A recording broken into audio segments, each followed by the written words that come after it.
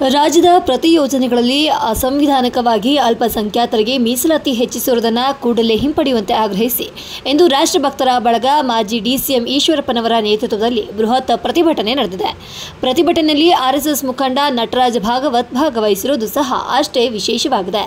ಇತ್ತೀಚೆಗೆ ರಾಜ್ಯ ಸರ್ಕಾರದ ಸಚಿವ ಸಂಪುಟದಲ್ಲಿ ಕರ್ನಾಟಕ ಸರ್ಕಾರದ ವಸತಿ ಯೋಜನೆಗಳಲ್ಲಿ ಅಲ್ಪಸಂಖ್ಯಾತರಿಗೆ ನೀಡಲಾಗುವ ಮೀಸಲಾತಿಯನ್ನು ಹೆಚ್ಚಿಸಲು ನಿರ್ಧರಿಸುವುದು ಸಂವಿಧಾನದ ವಿರೋಧಿ ನಡೆಯಾಗಿದೆ ಎಂದು ರಾಮಣ್ಣಶ್ರೇಷ್ಠಿ ಪಾರ್ಕ್ನಿಂದ ಜಿಲ್ಲಾಧಿಕಾರಿಗಳ ಕಚೇರಿವರೆಗೆ ರಾಷ್ಟ್ರಭಕ್ತರ ಬಳಗದ ಪ್ರತಿಭಟನೆ ಮೆರವಣಿಗೆ ನಡೆಸಿ ಸಿಎಂ ಸಿದ್ದರಾಮಯ್ಯ ಅವರಿಗೆ ಮನವಿ ಸಲ್ಲಿಸಲಾಯಿತು. ಇನ್ನು ಆಶ್ರಯ ಬಸವ ಅಂಬೇಡ್ಕರ್ ನಿವಾಸ ದೇವರಾಜ ಅರಸ್ ವಸತಿ ಯೋಜನೆಗಳ ಮುಖ್ಯಮಂತ್ರಿಗಳ ನಿವೇಶನ ಯೋಜನೆಗಳು ಹಿಂದುಳಿದ ವರ್ಗಗಳ ದಲಿತರ ಪರಿಶಿಷ್ಟ ಪಂಗಡದವರ ವಿಶಿಷ್ಟ ಜಾತಿಗಳಂತಹ ಸಾಮಾಜಿಕ ತುಳಿತಕ್ಕೊಳಗಾದ ಬಡವರಿಗೆ ಮೀಸಲಾದ ಯೋಜನೆಗಳನ್ನು ಕೇವಲ ರಾಜಕೀಯ ಲಾಭಕ್ಕಾಗಿ ಎಲ್ಲ ಸಮುದಾಯಗಳ ಜನರನ್ನು ವಂಚಿಸಿ ಅಲ್ಪಸಂಖ್ಯಾತರಿಗೆ 15% ಮೀಸಲಾತಿ ನೀಡುತ್ತಿರುವುದು ಸಂವಿಧಾನ ವಿರೋಧಿ ನಡೆಯನ್ನು ಪ್ರದರ್ಶಿಸ್ತಾ ಇದೆ. ಕೂಡಲೇ ಸರ್ಕಾರ ನಿರ್ಧಾರವನ್ನು ಹಿಂಪಡೆದು ಆಗಿರುವ ಅನ್ಯಾಯ ಸರಿಪಡಿಸಿಕೊಳ್ಳದಿದ್ದರೆ ರಾಷ್ಟ್ರಭಕ್ತರ ಬಳಗ ಮುಂದಿನ ಹೋರಾಟವನ್ನು ನಿರ್ಧರಿಸಲಿದೆ ಅಂತ ಹೆಚ್ಚಿಸಿದರು. ಅಂತಹ ಜನಗಳ ವಿರುದ್ಧ ಕೆರಳಿಸ್ತಕ್ಕಂತ ಮನಸ್ಥಿತಿಗೆ ಹೋಗಬೇಡಿ. 15% ಮುಸ್ಲಿಮರಿಗೆ ಒಳ್ಳೆಯವರನ್ನು ಹುಡುಕಿ ಕೊಡ್ತಕ್ಕಂತ ಯೋಗ್ಯತೆ ನಿಮಗಿದೆ ಅಂತ ನಂಗೆ ಅನ್ಸಿಲ್ಲ. ಭ್ರಷ್ಟದಲ್ಲಿ ಮುಳುಗಿರ್ತಕ್ಕಂತ ಪದೇ ಪದೇ ಭ್ರಷ್ಟದಲ್ಲಿ ಆಟಾಡ್ತಾ ಇರ್ತಕ್ಕಂಥ ನೀವು ಮುಸ್ಲಿಮರ ತುಷ್ಟೀಕರಣದಿಂದ ಮಾತ್ರ ರಾಜ್ಯವನ್ನ ಆಡಳಿತ ನಡೆಸಬಹುದು ಅಂತ ನಿಮ್ಗೆ ಏನಾದ್ರು ಮನಸ್ಥಿತಿ ಇದ್ರೆ ಅಧಿಕಾರದಲ್ಲಿ ಇರಿಸ್ಕೊಳ್ಳೋದಕ್ಕೋಸ್ಕರ ಮುಸ್ಲಿಂ ಪರ ಇರೋ ಅಭ್ಯರ್ಥಿಗಳನ್ನ ಆಯ್ಕೆ ಮಾಡಿ ಸಚಿವರನ್ನಾಗಿ ಮಾಡ್ಕೊಂತಾರೆ. ಕರ್ನಾಟಕದಲ್ಲಿ ಯಾರು ಹಿಂದೂಗಳು ಇವರಿಗೆಲ್ಲ ವೋಟ್ ಹಾಕಿಲ್ವಾ? ಹಾಗಾದ್ರೆ ಕಾಂಗ್ರೆಸ್ನಲ್ಲಿ ಹಿಂದುತ್ತಿದಾರಲ್ಲ, ಅವ್ರು ಹಿಂದೂಗಳು ಅಲ್ವೇ ಅಲ್ಲ ಅಂತ ಅನ್ಸುತ್ತೆ. ಅಲ್ರಿ 15% ಅವ್ರಿಗೆ ಕೊಡ್ತಾರೆ, 4% ಇನ್ನೊಬ್ರಿಗೆ ಕೊಡ್ತಾರೆ. ಇವರಿಗೆಲ್ಲ ಗೈಡ್ ಮಾಡ್ಲಿಕ್ಕೆ ಅಲ್ಲೊಬ್ರು ಸ್ಪೀಕರ್ ಕೂತಿದ್ದಾರೆ, ಇಲ್ಲೊಬ್ರು ವಸತಿ ಸಚಿವ ಕೂತಿ 4% ಗುತ್ತಿಗೆ ಮೀಸಲಾತಿಯನ್ನು ಸಹ ಹಿಂಪಡಿಬೇಕು. ಈಗಾಗಲೇ ಐ ಥಿಂಕ್ 4% ಮೀಸಲಾತಿ ವಾಪಸ್ ತಗೊಂಡಿದ್ದಾರೆ. ನಾನು ಯಾಕೆ ಅಂಶಗಳು ನಿಮ್ ಗಮನಕ್ಕೆ ತರ್ತಾ ಇದ್ದೀನಿ ಅಂತಂದ್ರೆ, ನಾವು ಇವತ್ತು ನಮ್ಮ ಕಾರ್ಯಕರ್ತ 2-3 ದಿನದಿಂದ ಓಡಾಡಿದ್ದಕ್ಕೋಸ್ಕರ ಇಷ್ಟೊಂದು ದೊಡ್ಡ ಸಂಖ್ಯೆಯಲ್ಲಿ ನೀವೆಲ್ಲ ಸೇರಿದ್ರಿ.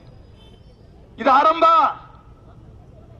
ಇಡೀ ಕರ್ನಾಟಕ ರಾಜ್ಯದಲ್ಲಿ ನನಗನ್ಸುತ್ತೆ ಈ ಮುಸಲ್ಮಾನರಿಗೋಸ್ಕರ 15% ಮೀಸಲಾತಿ ಕೊಟ್ಟಿದ್ದನ್ನ ಪ್ರತಿಭಟನೆ ಮಾಡ್ತಾರಂತ ಮೊದಲನೇ ರಾಷ್ಟ್ರಭಕ್ತರ ಹಿಂದೂಗಳ ಮೊದಲನೇ ಮೆರವಣಿಗೆ ಇದು.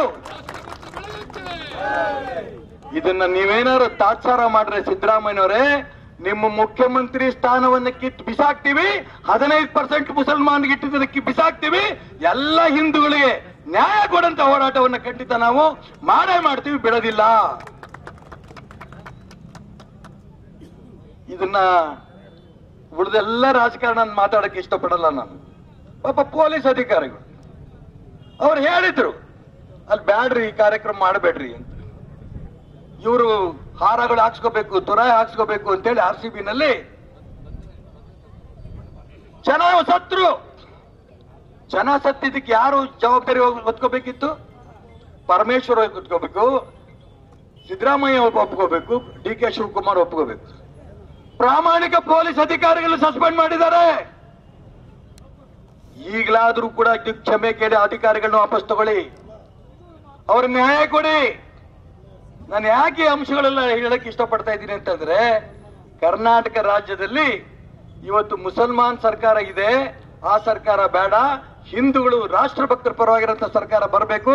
ಈ ದಿಕ್ಕಿನಲ್ಲಿ ಮೊದಲನೇ ಪ್ರಯತ್ನ ನಾವೆಲ್ಲ ನಡೆಸಿದ್ದೇವೆ. ಇಷ್ಟು ದೊಡ್ಡ ಸಂಖ್ಯೆಯಲ್ಲಿ ಬಂದಿದ್ದೀರಿ. ನಾನು ಅದಕ್ಕೋಸ್ಕರ ಯಾಕೆ ಅಹಲ್ಯಾಬಾಯಿ ಹೋಲ್ಕರ್ ನೆನಪು ಮಾಡ್ಕೊಂಡೆ ಅಂತಂದ್ರೆ, ಸಿದ್ದರಾಮಯ್ಯ ಹುಟ್ಟಿದ್ದು ಅದೇ ಜಾತಿಯಲ್ಲಿ, ಅಯೋಗ್ಯ. ಅಹಲ್ಯಾಬಾಯಿ ಹೋಲ್ಕರ್ಗೂ ಇವನಿಗೂ ಸಂಬಂಧ ಇಲ್ಲ ಅನ್ನಂಗಿದ್ದಾನೆ. ಔರಂಗಜೇಬ್ಗೋಸ್ಕರ ಹುಟ್ಟಿ ಏರೋ ಅನ್ನಂಗಾಗಿದೆ. ಹಾಗಾಗಿ ನಾವು ಇಷ್ಟು ಮಾತ್ರ ಹೇಳ್ತೀವಿ, ಔರಂಗಜೇಬನ್ನ ರಕ್ತವನ್ನ ಕಿತ್ತು ಬಿಸಾಕಿ ಅಹಲ್ಯಾಬಾಯಿ ಹೋಲ್ಕರ್ ರಕ್ತವನ್ನು ಮೈ ಮೇಲೆ ಹಾಕೊಂಡು ಹಿಂದೂ ಧರ್ಮವನ್ನ ಉಳಿಸಿ ರಾಷ್ಟ್ರಭಕ್ತರನ್ನು ಉಳಿಸ್ಬೇಕು ಅಂತ ಒತ್ತಾಯ ಮಾಡ್ತಾ ಇಷ್ಟು ದೊಡ್ಡ ಸಂಖ್ಯೆಯಲ್ಲಿ ನೀವೆಲ್ಲ ಬಂದಿದ್ದೀರಾ. ನಿಮ್ಮೆಲ್ಲರಿಗೂ ಕೂಡ ಮತ್ತೊಮ್ಮೆ ಅಭಿನಂದನೆ ಸಲ್ಲಿಸಿ ನಾನು ಮತ್ತೆ ಹೇಳ್ತೀನಿ, ನಿಮ್ಗೆಲ್ಲ ಪ್ರಾರ್ಥನೆ ಮಾಡ್ತೀನಿ. 2-3 ದಿನ ನಮ್ಮ ಕಾರ್ಯಕರ್ತರು ಓಡಾಟ ಮಾಡಿದ್ದಾರೆ, ಇಷ್ಟು ದೊಡ್ಡ ಸಂಖ್ಯೆಯಲ್ಲಿ ಸೇರಿದ್ದೀರಿ. ಅವರು ಬಂಡ್ ಸರ್ಕಾರ 15% ಮುಸಲ್ಮಾನರಿಗಿತ್ತು, ನಾವು ಏನ್ ಬೇಕಾದ್ರೂ ಮಾಡ್ಕೊಡ್ರಿ, ನಾವು ಮುಂದುವರಿಸ್ತೀವಿ ಅಂತಂದ್ರೆ ಮುಂದೆ ದೊಡ್ಡ ಜೈಲ್ ಬರೋ ಕಾರ್ಯಕ್ರಮ ಮಾಡ್ಬೇಕಾಗತ್ತೆ. ತಯಾರಿದ್ದೀರಾ? ಜೈಲಿಗೆ ಹೋಗಕ್ ತಯಾರಿ? ಹೆಣ್ಮಕ್ಳು ಕೈ ಎತ್ತಾ ಇದ್ದೀರಾ? ಜೈಲಿಗೆ ತಯಾರಿದ್ದೀರಾ? ನಿಮ್ ಮಕ್ಕಳ ಮನೆ ಗತಿ ಏನು? ಪರವಾಗಿಲ್ಲ, ಗಂಡಂದ್ರ ಗತಿ ಏನು? ಪರವಾಗಿಲ್ಲ. ಏನಪ್ಪಾ, ಖಂಡಿತ ಇವತ್ತಿಲ್ಲ ನಾಳೆ ಈ 15% ವಾಪಸ್ ತಗೊಳ್ಳೋ ತನಕ ಹಿಂದೂ ಧರ್ಮದ ಪರವಾಗಿ ರಕ್ಷಣೆ ಮಾಡಂತ ಒಂದು ದೊಡ್ಡ ಸೈನ್ಯ ಕಟ್ಟಿದ್ದೇವೆ. ರಾಜ್ಯದಲ್ಲಿ ಜೈಲ್ ಬರೋ ಕಾರ್ಯಕ್ರಮಕ್ಕೆ ಶಿವಮೊಗ್ಗದಿಂದನೇ ಆರಂಭ ಮಾಡ್ತೀವಿ. ಈಗ ಸಿದ್ದರಾಮಯ್ಯ ಸರ್ಕಾರವನ್ನ ಕಿತ್ ಬಿಸಾಕ್ತಿವಿ. 15% ಮೀಸಲಾತಿ ಮುಸಲ್ಮಾನರಿಗೆ ಕೊಟ್ಟಿದಾರ, ಅದ್ ಕಿತ್ ಬಿಸಾತಂಕ ನಮ್ಮ ಹೋರಾಟ ನಿಲ್ಲಲ್ಲ ಅಂತ ಹೇಳ್ತಾ ತಮ್ಮೆಲ್ಲರೂ ಭಾಗವಹಿಸಂತ ನಿಮ್ಮೆಲ್ಲರೂ ಕೂಡ ಸಾಷ್ಟಾಂಗ ನಮಸ್ಕಾರ ಸಲ್ಲಿಸಿ ನನ್ನ ಮಾತನ್ನು ಮುಗಿಸ್ತಾ ಇದ್ದೀನಿ.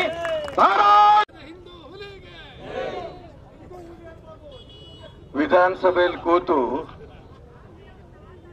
ನಮ್ಮನ್ನೆಲ್ಲ ಹಿಂದೂಗಳನ್ನೆಲ್ಲ ತುಳಿಯೋದಕ್ಕೆ ಪ್ರಯತ್ನ ಮಾಡ್ತಾ ಇರೋಂಥ ಸಿದ್ದರಾಮಯ್ಯನವರಿಗೆ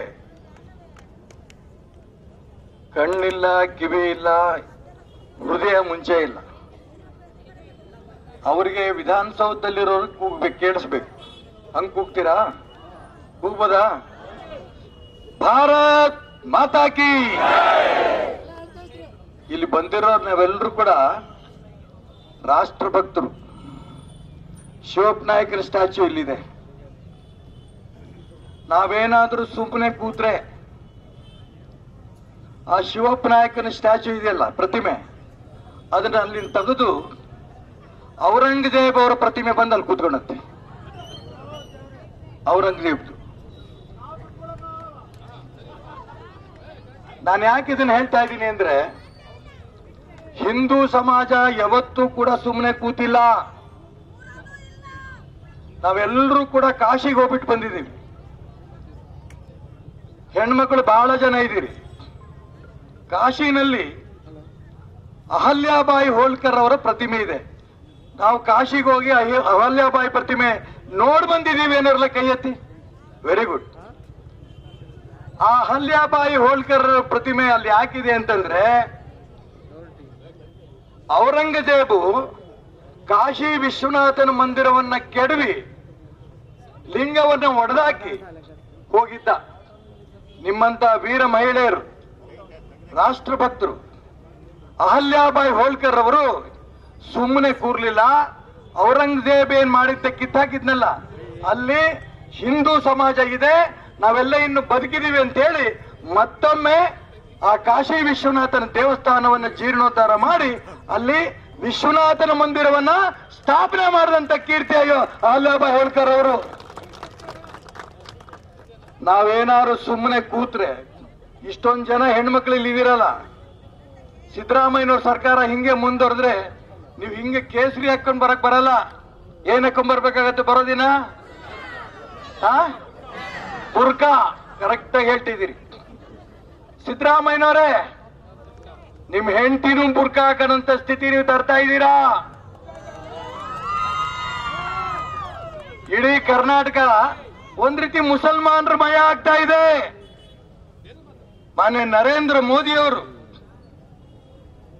ಇಡೀ ದೇಶದಲ್ಲಿ ಭಾರತೀಯ ಸಂಸ್ಕೃತಿಯನ್ನು ಬೆಳೆಸ್ತಾ ಬೆಳೆಸ್ತಾ ಬೆಳೆಸ್ತಾ ವಿಶ್ವನಾಯಕರವರಾದ್ರೆ, ಸಿದ್ದರಾಮಯ್ಯನವರು ಮುಸಲ್ಮಾನರ ಪರವಾಗಿ ಪಾಕಿಸ್ತಾನದಲ್ಲಿ ಟಿವಿನಲ್ಲಿ ಇವ್ರು ಲೀಡ್ರು, ಪಾಕಿಸ್ತಾನ ಲೀಡ್ರು.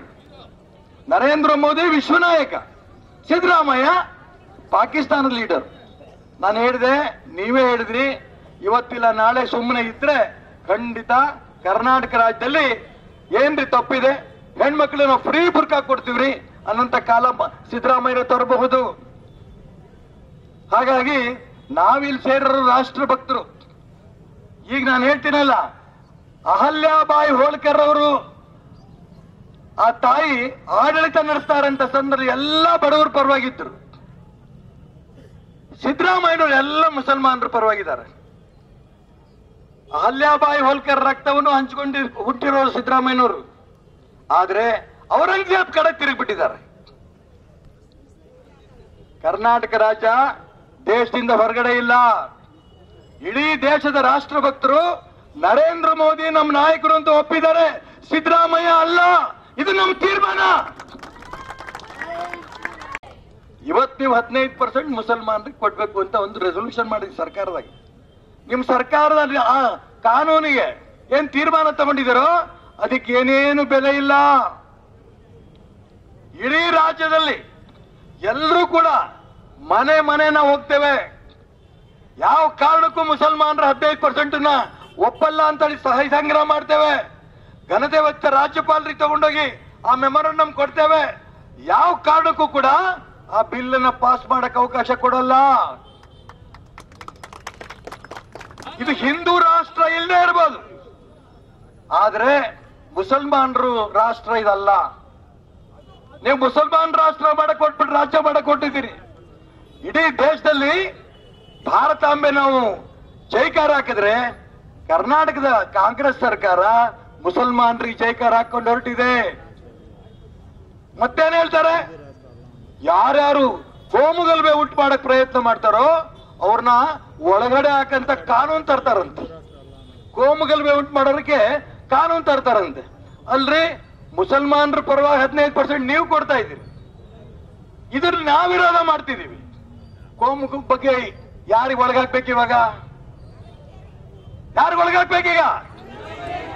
ಸಿದ್ದರಾಮಯ್ಯನವರಿಗೆ, ಡಿ ಕೆ ಶಿವಕುಮಾರ್ಗೆ, ಪರಮೇಶ್ವರ್ಗೆ 3 ಜನಕ್ಕೆ ಜೈಲಿಗೆ ಕಳಿಸ್ಬೇಕು. ಜಮೀರ್ ಅಹಮದ್ ಅವ್ನು ಜೈಲಿಗೆ ಕಳ್ಸೋದಲ್ಲ, ದೇಶ ಬಿಟ್ಟೆ ಓಡಿಸ್ಬೇಕು ಅವನ್ನ. ಇಂಥ ಪರಿಸ್ಥಿತಿ ಕರ್ನಾಟಕ ರಾಜ್ಯದಲ್ಲಿ ಬಂದಿದೆ.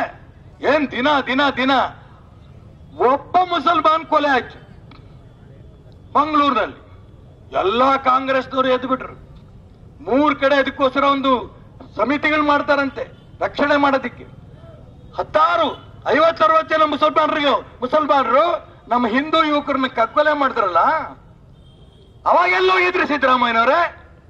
ಯುಟಿ ಖಾದರ್ ಅಂತೂ ಬಹಳ ಪಾಪ ಗಳಗಳ ಆಳಕ್ ಶುರು ಮಾಡ್ಬಿಟ್ಟಿದ್ದಾನೆ. ಒಬ್ಬ ಸತ್ತಿತ್ತು. ನಮ್ಮ ಯುವಕರು ಕೊಲೆ ಮಾಡಿದ್ರು, ಒಂದಕ್ಕೊಂದು ಹೊಡೆದ್ರು.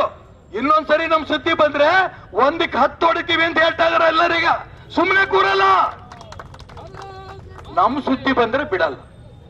ಇವತ್ತೇನ್ 15% ತಂದಿದ್ದೀರಿ, ಇದನ್ನ ಈ ರಾಜ್ಯದ ಹಿಂದೂಗಳ ಪರೀಕ್ಷೆ ಮಾಡಕ್ ನೀವು ಹೊರಟಿದ್ದೀರಾ. ಮಾನ್ಯ ಡಿ ಕೆ ಶಿವಕುಮಾರ್ ಹೇಳಿದ್ದಾರೆ, ಕರ್ನಾಟಕ ರಾಜ್ಯದಲ್ಲಿ ಮುಸಲ್ಮಾನರ ಜನಸಂಖ್ಯೆ ಜಾಸ್ತಿ ಇದೆ, ಅದಕ್ಕೋಸ್ಕರ 15% ನಾವು ತರ್ತಾ ಇದ್ದೀವಿ.